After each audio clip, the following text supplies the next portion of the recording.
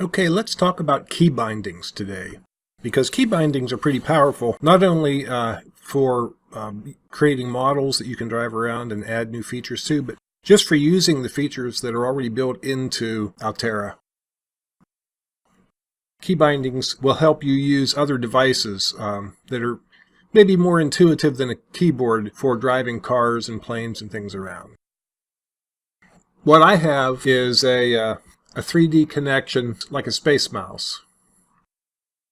And I'm going to show you how to set it up in key bindings so that you can use that as your primary device for driving cars and boats and things around. So first of all, we'll come up here to the menu. We're going to go to Controls. We're going to go to, well, first of all, we're going to come here and find out which controller we're going to use. And I have the Space Navigator. Then we're going to go to Configure. Now we can configure it for air, car, rocket, and I never use rocket, so I'm not going to mess with that. And this OT is actually, I guess it's a multi-purpose tab, but it seems to control what device is used for just browsing around, like whenever you press WASD to just randomly explore. So here you can see that it says W, S, A, and D.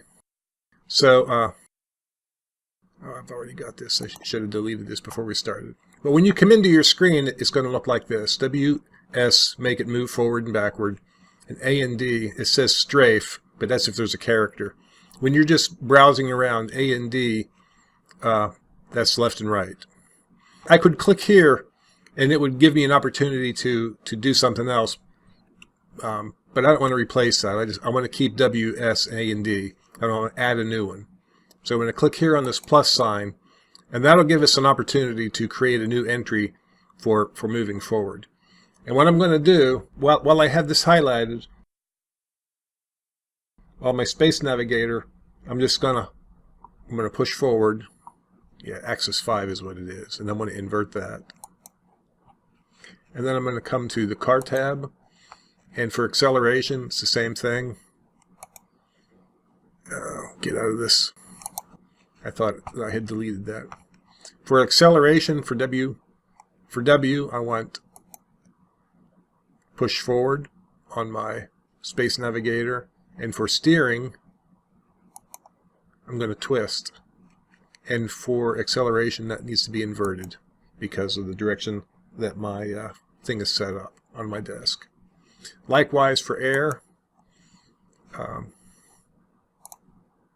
when you come in, you're going to see this screen.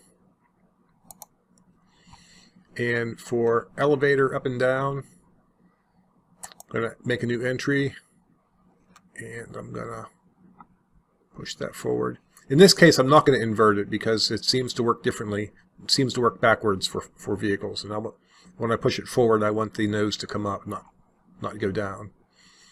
And for rudder left and right, I'm going to, no, actually, for A and D, I'm going to click that and twist. And that's all there is to it. I've just set up my Space Navigator to operate the way the keyboard operates. And the keyboard will continue to operate because I haven't changed any of the keys that are programmed to make those same moves. So I'm going to click the Save button, back. Okay, now that we have configured the Space Navigator to take over for the keyboard, let's put it to the test with a car. You press the joystick on the Space Navigator forward to give it gas, and you twist